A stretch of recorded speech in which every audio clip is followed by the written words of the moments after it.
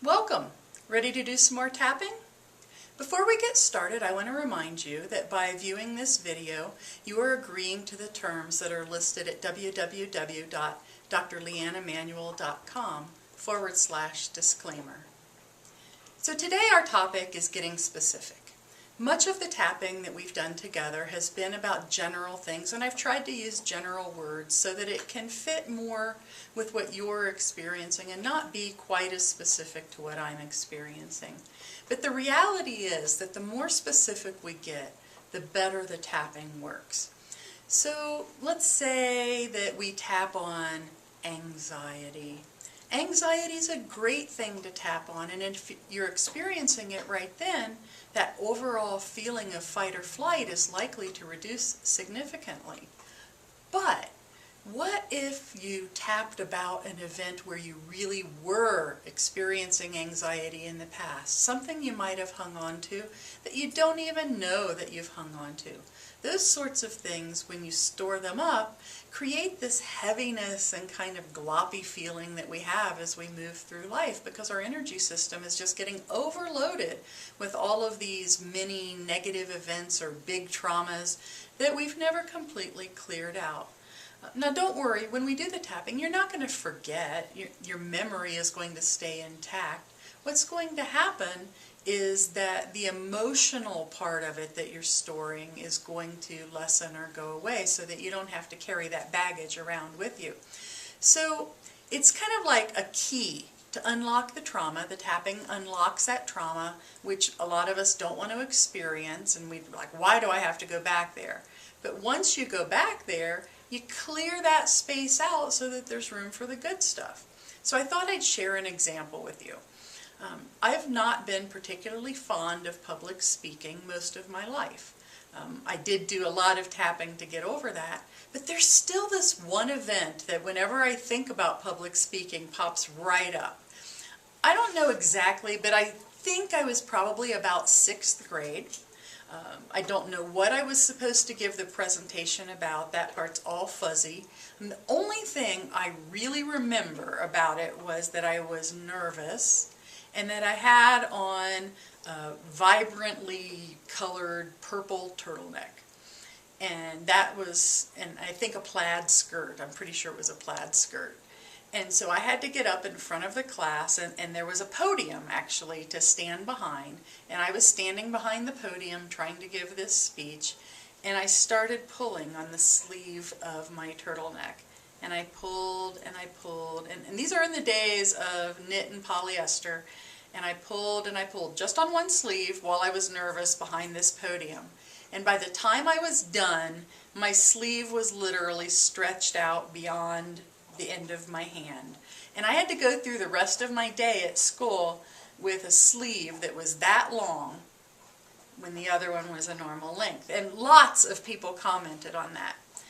Not only did people comment on it at school, you know, those mean, nasty peers that you would expect to have that from, but then I was actually made fun of it when I got home.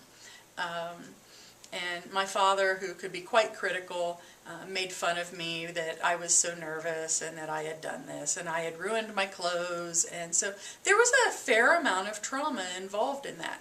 So I thought that what we would do today is tap with that, and you can think of a time for you and get really, really specific with what it was. So I'm just going to start here at my karate chop point. And I'm going to say, even though I had this event when I was about 6th grade, where I was so nervous giving my first presentation in front of the class, I deeply and completely love and accept myself anyway.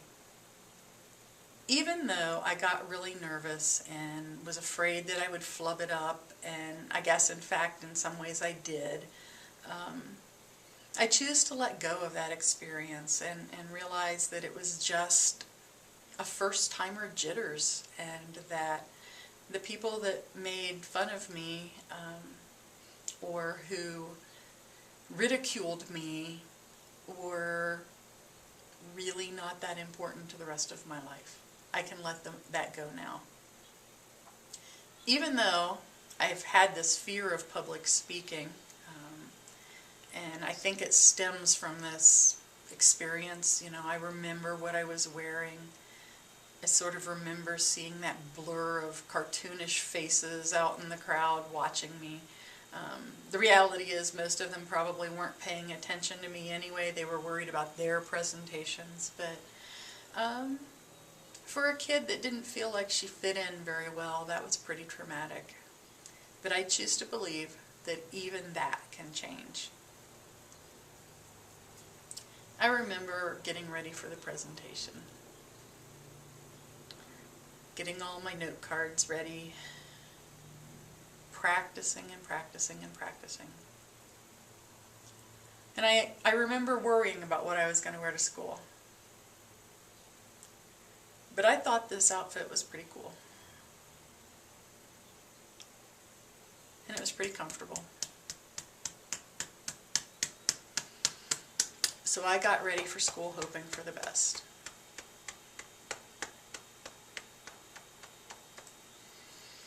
I remember being really nervous. Even just thinking about it now, I can feel it sort of in the pit of my stomach, kind of churning and rolling a little bit.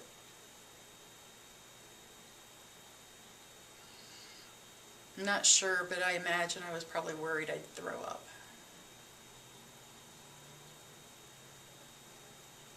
I do remember having trouble standing still and having a great feeling of relief that there was that podium in the way.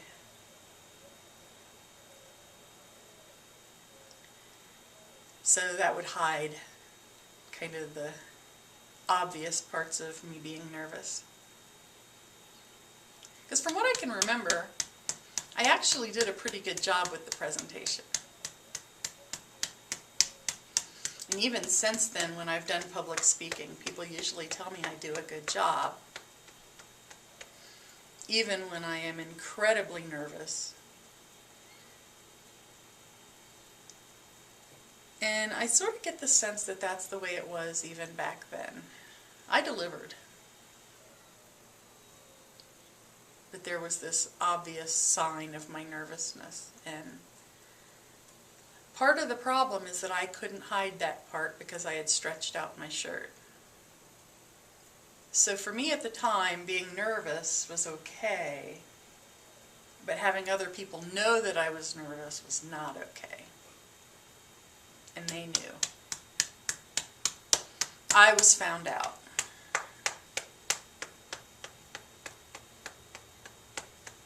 Instead of being the kid who was confident, I was the imposter. Everybody knew.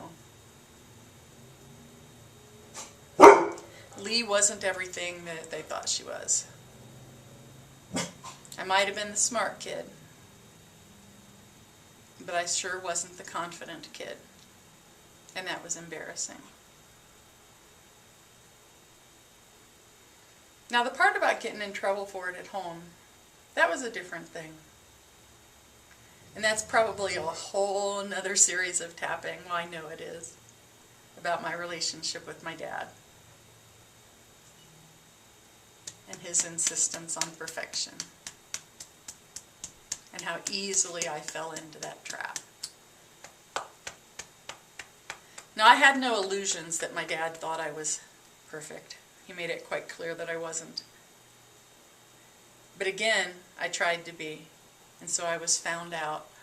There was Lee the imposter. And just talking about that now as I'm tapping, I feel that familiar ick feeling just right in the center under my sternum of being found out. So there's the purple turtleneck.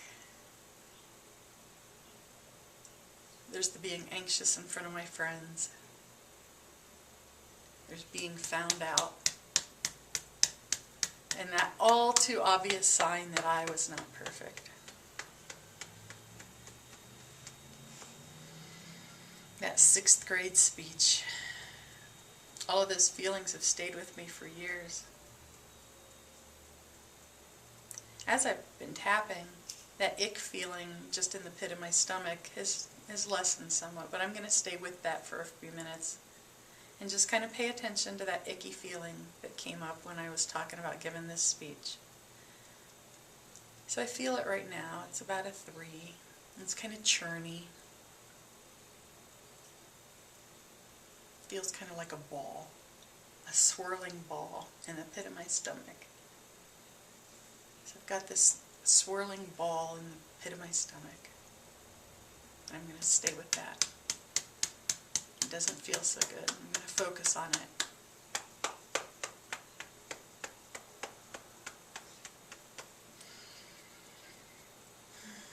I can let go of these old feelings. They're not valid for me anymore. I'm certainly old enough that I've got nothing to prove to anyone. That's kid stuff.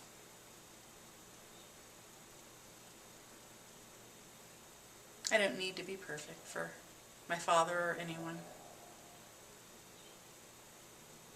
I just need to be the best me I can be. Even if I'm nervous.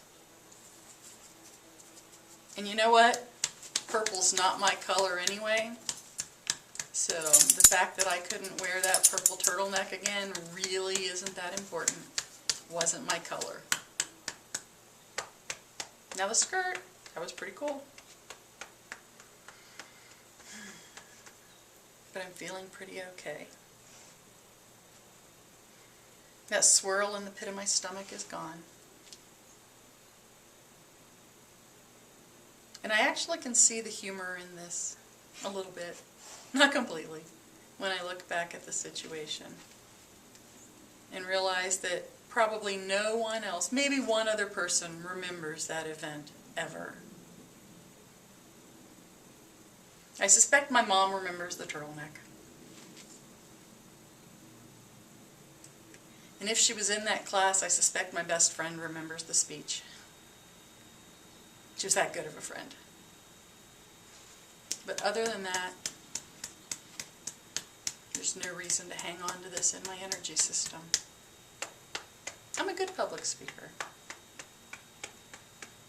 And at this point, not only do I not mind it, I actually like it. I like to share my message. So that old event is totally irrelevant. Take a deep breath. And blow it out. Now, if it's an event that's closer in proximity to today, you're likely to be able to get more details, more things that you saw, smells, things that you heard, more things about the room, more things about what you were feeling. My event was so long ago that most of that is fuzzy. But the more specific you can get about the event where you've had the feelings, the better you're going to do. So until next time, happy tapping!